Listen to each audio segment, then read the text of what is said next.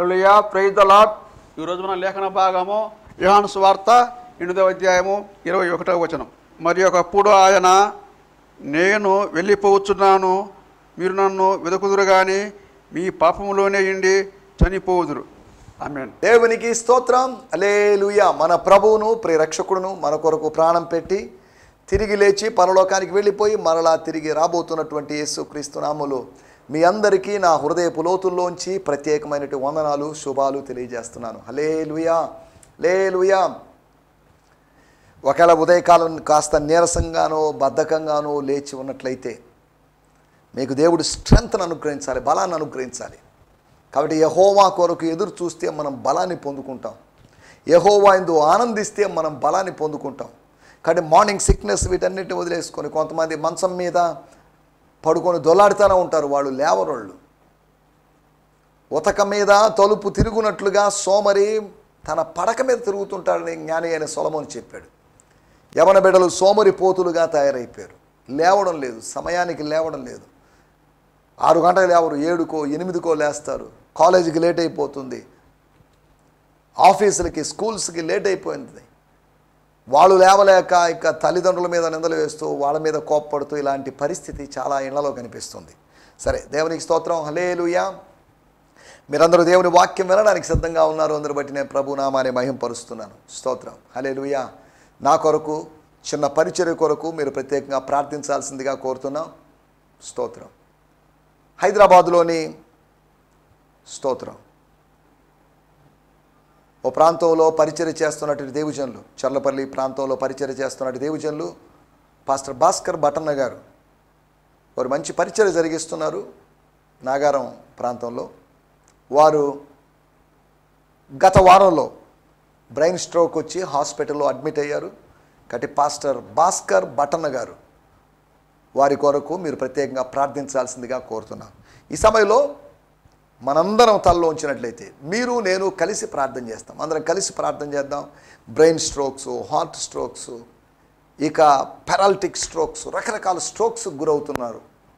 కాబట్టి వీళ్ళందరినీ మనం జ్ఞాపకం చేసుకుందాం, ప్రార్థన చేసుకుందాం. స్వస్థత ప్రార్థన, హీలింగ్ ప్రేయర్స్. ఆదికాండము 20వ అధ్యాయంలో అబ్రహాము ప్రార్థించినప్పుడు అబీమెలెకు ఇంటి వారికి, లేకపోతే అబీమెలెకు ఇంటి వారిలో అక్కడున్నటువంటి స్త్రీలలో మూయబడిన గర్భద్వారాలు తెరవబడ్డాయి. స్తోత్రం. గొడ్రాలితనం పోయింది, సంతానలేమి పోయింది. అబ్రహాము ప్రార్థిస్తే స్వస్థత కలిగింది. స్తోత్రం. హల్లెలూయా. అబ్రహాము కుమారులము అనబడిన మనం ప్రార్థిస్తే దైవ కార్యాలు జరుగుతాయి. స్తోత్రం. మన ప్రార్థన ఆలకించడం కాదు, ప్రార్థనలో ఉన్న వాటిని అనుగ్రహించడానికి ఆయన సిద్ధంగా ఉన్నాడు. స్తోత్రం, స్తోత్రం, స్తోత్రం. ఈ సమయంలో మనం అందరం ప్రార్థనలో ఏకీభవిద్దాం. దయచేసి ఒకవేళ మీ పక్కన ఎవరైనా కూర్చొని ఉన్నట్లయితే వారి చేతిని పట్టుకొని ఐక్యతకు గుర్తుగా స్తోత్రం చిన్న ప్రార్థన చేసుకుందాం. దైవజనులు అనారోగ్యానికి గురి కావడం దేవుని చిత్తం కాదు. దైవజనులు అనారోగ్యానికి గురి కాకూడదు. వారు అనారోగ్యానికి గురైతే పరిచర్య దెబ్బతింటుంది, బలహీన పడిపోతుంది. కనుక ప్రార్థన చేస్తాం. పరిశుద్ధమైన మా దేవా, మీకు వందనాలు చెల్లిస్తున్నాం. ఈ సమయంలో మీ దాసులు హైదరాబాదులో పరిచర్య చేస్తున్నటువంటి దైవజనులు పాస్టర్ భాస్కర్ బటన్న గారి కొరకు ప్రార్థన చేస్తున్నాం. వారిని మీరు జ్ఞాపకం చేసుకోండి. రోగశయ మీద ఉంటుగా మీరు దర్శించండి ప్రభు. అసంపూర్ణమైన స్వస్థతను మీరు అనుగ్రహించండి. మీ కార్యము జరిగించమని అడుగుకుంటున్నాం ప్రభు. నేను స్వస్థపరిచి యెహోవా నేనే అని మీరు చెప్పారు కనుక అట్టి కార్యము జరిగించండి. ఇంకా రకరకాల స్ట్రోక్స్కి గురవుతున్న వాళ్ళు, వీరి కొరకు మేము ప్రత్యేకంగా ప్రార్థన చేస్తున్నాం. మీ దాసురాలు సునీత ఆంటీ గారి కొరకు ప్రార్థన చేస్తున్నాం, నెల్లూరు. వారిని మీరు దర్శించండి. వారికి సంపూర్ణమైన విడుదల, స్వస్థతను మీరు అనుగ్రహించండి ప్రభువా. దేవా, మీకు వందనాలు చెల్లిస్తున్నాం. ఇంకా బీపీలతో, షుగర్లతో, థైరాయిడ్ ప్రాబ్లమ్స్తో, స్కిన్ ప్రాబ్లమ్స్తో, సైకలాజికల్ ప్రాబ్లమ్స్తో, రకరకాల సమస్యలతో బాధపడుతున్న వారందరినీ మీ సన్నిధానానికి తెస్తున్నాం. స్తోత్రం. అలనాడు రోగులు మీ వస్త్రాన్ని ముట్టి స్వస్థ పొందారు, రోగులు మీ స్పర్శకు గురైపోయి స్వస్థత పొందారు. అలాగైతే ఉదయకాలం మేము ప్రార్థిస్తుండగా నేను మాత్రమే కాదు నాయన, నాతో పాటు ఈ కార్యక్రమం చూస్తున్న అనేక మంది దేవుని బిడ్డలు, మీ బిడ్డలు నాయన, స్త్రీలు పురుషులు కలిసి ప్రార్థిస్తున్నారు. స్వస్థత కొరకు మేము ప్రత్యేకంగా ప్రార్థన చేస్తున్నాం. హీలింగ్ కొరకు ప్రార్థన చేస్తున్నాం. ఆ స్వస్థత పిల్లల రొట్టె కనుక మీ పిల్లలు దాన్ని అనుభవించాలి కనుక వారి కొరకు మేము ప్రత్యేకంగా ప్రార్థన చేస్తున్నాం. ప్రభువా, యేసు నామములో ఈ దేవజనుణ్ణి, అంతేకాకుండా మీ దాసురాల్ని మీరు జ్ఞాపకం చేసుకొని స్వస్థపరిచి మీ దాసుడు వారి స్థానిక సంఘంలో సాక్షిగా నిలబడాలి. దేవుడు నన్ను స్వస్థపరిచాడు, దేవుని బిడ్డలు అందరూ ప్రార్థించారు అనే సాక్ష్యము చెప్పడాన్ని గురించి మేము వినాలి. ప్రభువా మీకు వందనం చేస్తున్నా, మీరు అట్టి కార్యం చేయబోతున్నందుకు మీకు వందనం చెల్లిస్తూ యేసు నామములోనే ప్రార్థించడుగుతున్నాం పరమ తండ్రి. ఆమేన్. ఆమేన్. ఆమేన్. దేవుని స్తోత్రం. హల్లెలూయా. నేను ప్రార్థనను నమ్ముతున్నాను, నేను స్వస్థతను నమ్ముతున్నాను. కారణం ఏంటంటే నేను జీవము గల దేవుడిని నమ్ముతున్నాను. జీవము గల దేవుడు ఉన్నాడు అంటే జీవము గల దేవునికి చేయబోయేటువంటి అర్పించేటువంటి ప్రార్థన వ్యర్థం కాదు. జీవము గల దేవునికి ప్రార్థిస్తే ఆ జీవము గల దేవుడు కార్యం చేస్తాడు. నిర్జీవుడైన దేవుడు కాదు. స్తోత్రం. ఆయన జీవము కలిగిన దేవుడు. సంఘము జీవము గల దేవుని సంఘము అని పిలువబడింది. నిర్జీవమైన దేవుని మనం ఆరాధించడం లేదు. కదలని మెదలని మాట్లాడని దేవుణ్ణి కాదు, కానీ కదులుతూ కార్యాలు చేస్తూ మనకన్నిటికీ కరిగిపోయేటటువంటి దేవుడు, కార్యములు జరిగించేటి దేవుని మనం సేవిస్తున్నాం. దేవునికి స్తోత్రం. హల్లెలూయా. కనుక మీ దయచేసి మీ ప్రార్థన మనవులు, ప్రేయర్ రిక్వెస్ట్లు దయచేసి ఖచ్చితంగా తెలియజేయండి. మీ కొరకు మేము ప్రత్యేకంగా ప్రార్థన చేస్తాం. వేరు గ్రూపుల్లో కూడా మీ ప్రేయర్ రిక్వెస్ట్లు వేయడం జరుగుతుంది. నేను ఇంచుమించు 4-5 గ్రూపులకి, వాట్సాప్ గ్రూపులకి అడ్మిన్గా ఉన్నాను. ఆ గ్రూపుల్లో కూడా మీకు సంబంధించిన ప్రార్థన విషయాలు వేస్తాం. తద్వారా అనేక దైవజనులు, అనేక మంది దేవుని బిడ్డలు ప్రార్థన చేస్తారు. స్తోత్రం. హల్లెలూయా. మన ప్రార్థన ఆలకించే దేవుడు. ప్రార్థన ఆలకించే దేవుని దగ్గరికి సర్వశరీరులు రావాలి, సర్వశరీరులు వస్తారు. సర్వశరీరులో భాగంగా నీవు నేను ఆయన దగ్గరికి వస్తున్నాం, కృపాసనం దగ్గరికి వస్తున్నాం. ప్రార్థన ఆలకించే దేవుడు కృపాసనం దగ్గర ఉన్నాడు. కనుక ఈ విషయాన్ని దయచేసి జ్ఞాపకం చేసుకుందాం. దేవుని స్తోత్రం. నిన్నటి ఎపిసోడ్లో మనం ఆలోచించినట్టు విషయాలు యేసు యొక్క తీర్పును బట్టి, ఆయన యొక్క జడ్జిమెంట్ను బట్టి, ఆయన ఎవరూ ఊహించనటువంటి తీర్పును ప్రకటించేసరికి, అలనాడు సొలొమోను గారు, రాజైనటువంటి సల్మాన్ గారు చేసినటువంటి తీర్పును గురించి గొప్పగా చెప్పుకున్నారు. షేబా దేశం దాకా వినబడింది. ఇతర స్త్రీల విషయంలో వాళ్ళ బిడ్డ, ఒకరి బిడ్డ చనిపోవడం, ఆ బిడ్డ ఎక్స్చేంజ్ చేయడం, ఇవన్నీ మనం ఆ స్టోరీలోకి నేను వెళ్ళలేదు. అక్కడ సొలొమోను యొక్క తీర్పు, సొలొమోను తీర్పు కన్నా శ్రేష్టమైన తీర్పు యేసు విధించాడు. అనగా దాని అర్థం ఏంటంటే సొలొమోను కన్నా గొప్పవాడు కనుక సొలొమోను తీర్పు కన్నా గొప్ప తీర్పు ఆయన విధించినట్లుగా మనం అర్థం చేసుకోవాలి. స్తోత్రం. హల్లెలూయా. ఒకటి ఆయన తీర్పును బట్టి, రెండవది ఆయన యొక్క బోధను బట్టి. పట్టుకోవాలని ప్రయత్నం చేసిన వారు ఆ ప్రయత్నంలో విఫలమైపోయి తమ చేతిలో రాళ్ళు దించేసిన పరిస్థితి. అక్షరార్థంగా చేతిలోంచి రాళ్ళు దించారని కాదు, రాలిన పూలు అని, పూలు రాలిన సందర్భాలు 3 సందర్భాలు మీకు జ్ఞాపకం చేశాను. అనగా నిందలు వేసినటువంటి వారు, అక్యూజర్స్ చేతుల్లోని, అక్యూజర్స్ చేతులు అనేటువంటి చెట్ల కొమ్మల్లోంచి రాలిపడినటువంటి పూల గురించి మనం గత ఎపిసోడ్లో మాట్లాడుకున్నాం. మూడవదిగా ఆయన యొక్క మాటలను బట్టి రాళ్ళు రువ్వాలి అనుకున్న వాళ్ళు ఆయన్ని అంగీకరించి, ఆయన స్వీకరించి, ఆయన విశ్వాసం ఉంచినట్లుగా మనం చూస్తున్నాం. దేవుని స్తోత్రం. హల్లెలూయా. కొన్ని సంవత్సరాల క్రితం, లేకపోతే నేను పేపర్లో చదివిన విషయం, న్యూస్ పేపర్స్లోనో లేకపోతే బుక్లో చదివిన విషయం ఏంటంటే, కలకత్తా నగరంలోని మదర్ తెరీసా గారిని చంపాలని కొంతమంది వ్యక్తులు వెళ్ళినప్పుడు, చంపాలని ప్రయత్నం చేస్తున్నారు. ఆమె మత మార్పిడి చేస్తుందనే ఉద్దేశంతో చంపాలని ప్రయత్నం చేసినప్పుడు ఆమె ఇంటి దగ్గరికి వెళ్ళి అక్కడ జరిగినటువంటి సన్నివేశం, సంఘటన చూసి వాళ్ళు కదిలిపోయారు. ఆమెను చంపాలి అనేటువంటి ప్రయత్నాన్ని విరమించుకొని తిరిగి వెళ్ళిపోయారు అని నేను చదవడం జరిగింది. అక్కడ ఏం జరిగిందంటే, ఒక కుష్ఠరోగిని తన ఒళ్ళో ఉంచుకొని అతని చేతుల్లో ఉన్నటువంటి పురుగులు తీస్తూ అతనికి చికిత్స చేస్తున్నటువంటి, అతనికి ట్రీట్మెంట్ ఇస్తున్నటువంటి సన్నివేశం చంపాలనుకున్న వారి హృదయాల్ని కదిలించేసింది. ప్రేమ కార్యాలు ప్రజల్ని కదిలిస్తాయి, ప్రతీకార కార్యాలు కాదు, ప్రేమ కార్యాలు. అందుకనే మీరు చేయు కార్యములన్నీ ప్రేమతో చేయండి. స్తోత్రం. ఆమెలో ఉన్నటువంటి దేవుని ప్రేమ, మనలో ఉండాల్సింది దేవుని ప్రేమ. ఆ దేవుని ప్రేమ ఉన్నప్పుడు మనం దైవికమైన కార్యాలు చేస్తాం. ఆ దైవిక కార్యాలు చేస్తున్నప్పుడు అనేకులు ఆకర్షితులవుతారు. దేవుని కార్యాలు, దైవికమైన కార్యాలు, లేకపోతే అంటున్నప్పుడు సత్క్రియలు అంటున్నప్పుడు కేవలం భోజనాలు పెట్టడం, బట్టలు ఇవ్వడం, వీటి గురించి ఇక మాత్రమే నేను మాట్లాడడం లేదు. ఇటువంటి ఎన్నో ఉన్నాయి. సరే, ఇప్పుడు వాటిలోకి వెళ్ళలేదు. దేవునికి స్తోత్రం. హల్లెలూయా. గత ఎపిసోడ్లో మనం ఆలోచించిన విషయాలు ఇవి. ఈ సమయంలో మనం దేవుని వాక్యాన్ని ధ్యానించుకుందాం. యోహాను సువార్త 8వ అధ్యాయము 21వ వచనం. మరి ఒకప్పుడు ఆయన నేను వెళ్ళిపోతున్నాను మీరు నన్ను వెతుకుతురు గాని ఈ పాపంలోనే ఇండి చనిపోదురు. నేను స్తోత్రం. వెళ్ళు చోటికి మీరు రాలేరని వారితో చెప్పాను. చాలండి. వన్ డే జీసస్ సెడ్, ఒకరోజు యేసు ఇలా చెప్పాడు. Said again, I am about to leave you. నేను మిమ్మల్ని వదిలిపెట్టబోతున్నాను. You will want to find me. నన్ను కనుగొనాలని చూస్తారు. But you will still die in your sins. కానీ మీరు చేసిన పాపాలు, అపరాధాలు, అతిక్రమాల్లోనే ఉండి వాటిని చేస్తూ కొనసాగుతూ వాటిని సస్తారు, మీరు చనిపోతారు. మీరు you won't be able to come where I'm going. నేను వెళ్తున్నటువంటి చోటికి మీరు రాలేదు. నేను వెళ్తున్నాను ఒక చోటికి. ఐ విల్ గో అని కాదు, కానీ నేను వెళ్ళబోతున్నాను అని కాదు, నేను వెళుతూ ఉన్నాను. ఇప్పటికే ప్రయాణం ఆరంభమైంది. నేను ఆ దేశాన్ని, ఆ రాజ్యాన్ని, నా తండ్రి సాన్నిధ్యాన్ని, నా తండ్రి కుడి పార్శ్వాన్ని వదిలిపెట్టి ఇప్పటికీ కొన్ని సంవత్సరాలైంది. మరలా తిరిగి అక్కడికి కొన్ని రోజుల్లో వెళ్ళబోతున్నాను. నేను వెళ్ళిపోతున్నాను. I'm going. స్తోత్రం. హల్లెలూయా. నేను వెళ్తూ ఉన్నాను అని కంటిన్యూస్ టెన్స్లో దాన్ని మనం అర్థం చేసుకోవాలి. స్తోత్రం. నేను చదువుతున్నాను యోహాను సువార్త 8వ అధ్యాయము 21వ వచనం. Then he said to them again, I am going away and you will look for me, but you will die in your sins. You cannot come where I'm going. నేను వెళ్తున్నాను, నేను వెళ్ళిపోవచ్చున్నాను.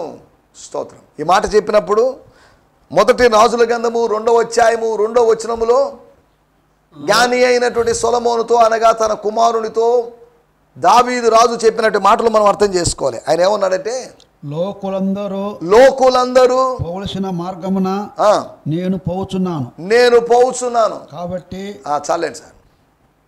లోకులందరూ, ఇప్పటికే లోకుల్లో అనేక మంది ఒక త్రోవలో, ఒక మార్గంలో వెళ్ళారు. నేను కూడా అదే మార్గంలో వెళ్తాను. నా తర్వాత కూడా అనేకులు ఒక మార్గంలో, అదే మార్గంలో వెళ్తారు. సర్వలోకుల మార్గంలో వెళ్తారు. స్తోత్రం. హల్లెలూయా. ఈ మాట చెప్పినప్పుడు దావీదు తన మరణాన్ని గురించి చెప్తున్నాడు. మరణాన్ని ముంగిట చూస్తున్నాడు. మొదటి రాజుల గ్రంథము 1వ అధ్యాయంలో చూస్తే ఆయన బహువృద్ధుడైపోయాడు, కదలేనివాడుగా ఉన్నాడు. పరిపాలనా బాధ్యత కుమారుడికి అప్పగించబడింది. ఆయన స్తోత్రం ఆది కాండములో చెప్పబడినట్టుగా లేతే మృతతుల్యుడైనటువంటి స్థితి. He was partially dead. స్తోత్రం. అలాంటి పరిస్థితి వచ్చింది. అప్పుడు చెప్తున్నాడు, నేను వెళ్ళిపోతున్నాను. 2వ పేతురు పత్రిక 1వ అధ్యాయంలో మనం గమనిస్తే పేతురు గారు చెప్పినట్టు మాట ఏంటంటే, నా గుడారమును విడిచి వెళ్ళేటువంటి సమయం ఆసన్నమైంది. I'm going to leave this tabernacle or tent. ఈ టెంట్ని, నా దేహం అనేటువంటి గుడారాన్ని విడిచిపెట్టేటువంటి సమయం ఆసన్నమైంది. కానీ ఎప్పుడు వెళ్తానో నాకు తెలియదు, కానీ వెళ్ళడం మాత్రం గ్యారంటీ. కానీ వెళ్ళడానికి ముందుగా మీ నిర్మలమైన మనసులను రేపి, ఏవో చెప్పి కాదు, కొత్త విషయాలు చెప్పి కాదు, మర్మాలు చెప్పి కాదు, పరమగీత గ్రంథ మర్మాలు, దానియేలు గ్రంథ మర్మాలు చెప్పి కాదు, మీరు నేర్చుకొనినటువంటి, మీరు స్థిరపడిన సంగతులను మరలా మీకు గుర్తు చేసి, స్తోత్రం, మరలా మీకు జ్ఞాపకం చేసి మీ మనసులో రేపాలి. అలనాడు దేవుని ఆత్మ జొర్యాకును ఎష్తాయేలుకును మధ్యలో సంసోన్ను రేపినట్లుగా అంత్య దినాల్లో, లేకపోతే మొదటి శతాబ్దపు చివరి దినాల్లో దేవుడు పేతురు గారి ద్వారా సంఘాన్ని పురికొల్పుతున్నాడు, రేపుతున్నాడు, స్టిల్ చేస్తున్నాడు, కదిలిస్తున్నాడు అనే సంగతిని మనం గుర్తు చేసుకోవాలి. దేవుని స్తోత్రం. హల్లెలూయా. అంత్య దినాల్లో మాలాంటి దేవుజనుల ద్వారా, స్తోత్రం, అనేక మంది యవన దేవుజనుల ద్వారా, అనేక మంది పెద్దలైన దేవుజనుల ద్వారా, అనేక మంది టీవీ ప్రసంగికుల ద్వారా, అనేక మంది యూట్యూబ్ ప్రసంగికుల ద్వారా దేవుడు రేపుతున్నాడు. స్తోత్రం. హల్లెలూయా. స్తోత్రం. సాతానుడు కలవరం రేపుతుంటే దేవుడు కృపావరాన్ని రేపుతున్నాడు. సాతాను పని కలవరంతోనే, దేవుని పని కృపావరంతోనే. కృపావరాన్ని రేపుతూ ఉన్నాడు. స్తోత్రం. స్టిర్ చేస్తున్నాడు అనే సంగతిని మీకు గుర్తు చేస్తున్నాను. స్తోత్రం. హల్లెలూయా. చదవండి ఒక మాట కూడా, లూకాసు వార్త 13వ అధ్యాయంలో 33వ వచనం. స్తోత్రం. ఆయనను నేడు రేపు ఎల్లుండి నా త్రోవను నేను పోవుచుండవ. ఎల్లుండి వెళ్తానని కాదు, రేపు వెళ్తానని కాదు, నేడు రేపు ఎల్లుండి నా త్రోవను నేను పోవుచుండవలను. స్తోత్రం. హల్లెలూయా.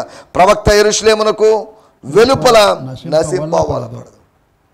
యెరూషలేము వెలుపలనే కాదు, యెరూషలేములోనే. నేను అటు తిరిగినా కానీ యెరూషలేములోకి వచ్చేస్తాను. నేను సేవ చేసింది నజరేతులోనో కపెర్నహూములోనో కావచ్చు, గలిలయలో కావచ్చు, అన్ని జనుల గలిలయలో కావచ్చు, కానీ నేను యెరూషలేములోనే, యెరూషలేము వెలుపల ఎవరు సార్, నేను ప్రవక్తగా ఉన్నటువంటి నేను అలా చనిపోవడానికి వీల్లేదు, కనుక ఇక్కడికి వచ్చేస్తాను. నేను అక్కడి నుంచి ఇక్కడికి వెళ్తూ ఉన్నాను. ఆయన యొక్క తన ప్రయాణాన్ని గురించి చెప్తున్నాడు. యోహాను సువార్త 6వ అధ్యాయంలో మనకందరికీ తెలిసిన మాట, నేను ఇంతకుముందు కూడా గుర్తు చేశాను. 6వ అధ్యాయము 62వ వచనంలో రాయబడిన మాట. అలాగైతే మనుష్య కుమారుడు మునుపున్న చోటునకు ఎక్కుట మీరు చూసిన ఎడల, మునుపున్న చోటుకు వెలుటని కాదు, ఎక్కుట. స్తోత్రం. హల్లెలూయా. మీరు చూసిన ఎడల మీరు ఏమందురు. స్తోత్రం. అనగా నేను వెళ్ళిపోతున్నాను అన్నాడు. స్తోత్రం. లూకాసు సువార్త 22వ అధ్యాయము 22వ వచనంలోనే అనుకుంటాను. స్తోత్రం. అక్కడ రాయబడిన మాట, మనుష్య కుమారుడు ఎలా వెళ్తున్నాడంటే, స్తోత్రం, నిర్ణయించబడిన ప్రకారము మనుష్య కుమారుడు పోవుచున్నాడు, కానీ ఆయన ఎవరి చేత అప్పగించబడుచున్నాడో ఆ మనుష్యునికి శ్రమ అని చెప్పాను. ఎలా వెళ్తున్నాడట? నిర్ణయించబడిన ప్రకారం. దావీదు చెప్పాడు, సర్వలోకుల మార్గంలో అన్నాడు. ఈ గుడానాన్ని విడిచిపెట్టి వెళ్తున్నానని పేతురు అన్నాడు. అనగా ప్రతి వాళ్ళు ఎక్కడికో వెళ్తున్నారు. People are going somewhere. దైవజనులు ఎక్కడికో వెళ్తున్నారు, ప్రవక్తలు ఎక్కడికో వెళ్తున్నారు, ప్రతి మనిషి ఎక్కడికో వెళ్తున్నాడు. మునుపున్న చోటికి నేను వెళ్తున్నాను అన్నాడు. యోహాను సువార్తలో మనం గమనిస్తే 14వ అధ్యాయము 12వ వచనంలోను, 16వ అధ్యాయము 5వ వచనంలో యేసు ప్రభు చెప్తున్నాడు, నా తండ్రి యొద్దకు వెళ్ళుచున్నాను, నా తండ్రి యొద్దకు వెళ్తున్నాను అన్నాడు. మునుపున్న చోటికి వెళ్తున్నానని చెప్పాడు. స్తోత్రం. దావీదు చెప్పిన స్టేట్మెంట్తో లోకులందరూ పోవలసిన మార్గం అనే దాంతో దేవుని కుమారుడైనటువంటి యేసు విభేదించడం లేదు. కానీ స్తోత్రం, నిర్ణయించబడిన ప్రకారం వెళ్తున్నాడు. సంపూర్ణ సిద్ధి పొంది వెళ్తాడు. స్తోత్రం. తనకు అప్పగించబడిన బాధ్యతలని నెరవేర్చి వెళ్తాడు. ఇలా తన నిర్గమనం గురించి, అనగా తన ఎక్సోడస్ గురించి యేసు ప్రభు మాట్లాడడాన్ని మనం చూడగలం. స్తోత్రం. ఏదేమైనప్పటికీ మన టైటిల్ బాటసారి. ఎవరి బాటసారి? ఏ శిష్యుడి గురించో, యోహాను గురించో, పేతురు గురించో, యాకోబుని గురించి కాదు, కానీ యేసు వెళ్ళిపోతున్నటువంటి వ్యక్తి, ప్రయాణిస్తున్నటువంటి వ్యక్తి. స్తోత్రం. హెబ్రీయులకు రాసిన పత్రిక 11వ అధ్యాయం, వారు భూమి మీద పరదేశులను, యాత్రికులనై ఉన్నారు. యేసు ప్రభు 33.5 సంవత్సరాలు ఈ లోకంలో జీవించినప్పుడు ఆయన పరదేశిలాగా జీవించాడు, పరవాసిగా జీవించాడు, యాత్రికునిగా, ఒక ప్రయాణికునిలాగా. స్తోత్రం. దారిని పోయే దానయ్య అన్నట్టుగా బాటసారిగా, బాటసారి, పరమ బాటసారి. ఆయన బాటసారి అయినప్పుడు ఆయన బిడలమైన మనం కూడా బాటసారులమే. స్తోత్రం. హల్లెలూయా. విశ్వాసమును బట్టి వారు బాటసారులు అయ్యారు. విశ్వాసమునకు కర్త కూడా ఈ లోకంలో ఒక్కో మజిలీ దాటి, ఒక్కో మెట్టు దాటి, ఒక్కో స్టెప్ దాటి, ఒక్కో స్థాయి దాటి ఆయన వెళ్తున్నాడు. మనం కూడా వెళ్ళిపోవాలి. స్తోత్రం. హల్లెలూయా. పరిచర్యలో, గ్రామాల్లో పరిచర్య, పట్టణాల్లో పరిచర్య, పాస్టర్ల మధ్యలో పరిచర్య, టీవీలో పరిచర్య, ఇలా ఒక్కో మెట్టుకుని నేను వెళుతూ ఉన్నాను. ఇక ఎక్కడికి వెళ్తానో తెలియదు, కానీ ఒక చోటకి వెళ్ళి ఒక గమ్యస్థానంలో ఆగిపోతాం. స్తోత్రం. గమ్యం ఎరుగని ప్రయాణం కాదు, గమ్యం ఉంది. గమ్యాన్ని దేవుడు నిర్ణయించాడు. మనం ఇక్కడ ఆలోచించాల్సిన మాట, నేను వెళ్ళిపోతున్నాను, ఐఎమ్ గోయింగ్. స్తోత్రం. బాటసారి వెళ్ళిపోతున్నాడు. వెళ్ళిపోతున్న బాటసారి ఆఫర్లు ఇచ్చాడు పోతూ పోతూ. ఈ మాట చెప్పినప్పుడు ఒక మాట మీకు జ్ఞాపకం చేయాలి. ఖలీల్ జిబ్రాన్ అనేటువంటి లెబనాన్ దేశపు ఒక వ్యక్తి ఉన్నాడు. ఒక దైవజనుడు అనుకోండి, సువార్థికుడు అనుకోండి, ప్రవక్త అనుకోండి. ఆయన రాసినటువంటి, ఆయన మాట్లాడినటువంటి కొన్ని మాటలు ఒక పుస్తకంగా వేశారు. ప్రవక్త అనేటువంటి పుస్తకం, ఖలీల్ జిబ్రాన్. మంచి పుస్తకం అది. అనేకమైన భాషల్లోకి తర్జుమా చేయబడినటువంటి సంచలనాత్మకమైన పుస్తకం అది. ఎందుకు చెప్తున్నానంటే, ఆయన ఇలా ఒక్కో ఊరు నుంచి వెళ్తున్నప్పుడు ప్రజలు, అయ్యా ప్రవక్త గారు ఆగండి సార్, ప్రేమ గురించి చెప్పండి సార్, మాకు పిల్లల గురించి చెప్పండి సార్, పలానా దాని గురించి చెప్పండి సార్ అని వాళ్ళు అడుగుతున్నప్పుడు ఆ అడుగుతున్న వాటన్నిటికీ ఆయన సమాధానం చెప్పాడు. విన్న వాళ్ళందరూ దాన్ని సేకరించి ఒక పుస్తకంగా వేశారు. ప్రవక్త ఖలీల్ జిబ్రాన్ గారి ప్రవక్త అనేటువంటి పుస్తకం ఇంగ్లీష్లో ఉంది, తెలుగులో ఉంది, మీకు ఆన్లైన్లో కూడా అందుబాటులో ఉంది. కనుక మీరు దాన్ని తీసుకొని చదవాల్సిందిగా. ఎంతో అద్భుతమైనటువంటి సత్యాలు అందులో ప్రస్తావించబడ్డాయి. సరే, దేవునికి స్తోత్రం, హల్లెలూయా. బాటసారి అనేటువంటి మాటలు మనం ఆలోచిస్తున్నాం. యేసు బాటసారిగా ఉన్నాడు, ఆయన వెళ్ళిపోతున్నాడు. స్తోత్రం. ఈ బాటసారి నేను వెళ్ళిపోతున్నాను, వెళ్ళిపోవడానికి ముందుగా నేను చేయాల్సిన కొన్ని పనులు ఉన్నాయి. వెళ్ళిపోవడానికి ముందుగా మీకు ఛాన్సెస్ ఇస్తున్నాను, అవకాశాలు ఇస్తున్నాను. వెళ్ళిపోవడానికి ముందుగా వాళ్ళతో చెప్పినటువంటి 3 మాటలు మీకు జ్ఞాపకం చేస్తాను. చాలా మాటలు చెప్పాడు, అయినప్పటికీ 3 ప్రాముఖ్యమైన మాటలు మన మూల వాక్యాన్ని ఆధారంగా చేసుకునే 3 మాటలు. 8వ అధ్యాయము 21వ వచనంలో మొదటి భాగంలో రాయబడింది, మీరు నన్ను వెదుకుదురు. స్తోత్రం, స్తోత్రం. మీరు నన్ను వెదుకుదురు కానీ మీ పాపంలోనే ఉండి చనిపోదురు. చాలండి. మీరు నన్ను వెదుకుదురు, స్తోత్రం, కానీ మీరు నన్ను కనుగొనలేరు. కనుగొని ఉంటే పాపముల నుంచి విడుదల దొరికిండేది, కనుగొని ఉంటే మీకు క్షమాపణ దొరికేది. ఆయన వెదకండి. యెహోవాను వెదకు కాలం ఇదే, ప్రభువును వెదకు కాలం ఇదే, ఆత్మాభిషేకాన్ని వెదకే కాలం ఇదే, ఆత్మ నింపుదలను వెదికేటువంటి కాలం ఇదే, ఆత్మ వరములను వెదికేటువంటి కాలం ఇదే. This is the time. స్తోత్రం. అడుగుడి మీకు ఇవ్వబడును, వెదకుడి మీకు దొరుకును, తట్టుడి మీకు తీయబడును అని చెప్పబడిన మాటలు మనకు తెలుసు. ఇక్కడ రాయబడిన మాటలు పొందుకోండి. రిసీవ్. ఏం రిసీవ్ చేసుకోవాలి? స్తోత్రం.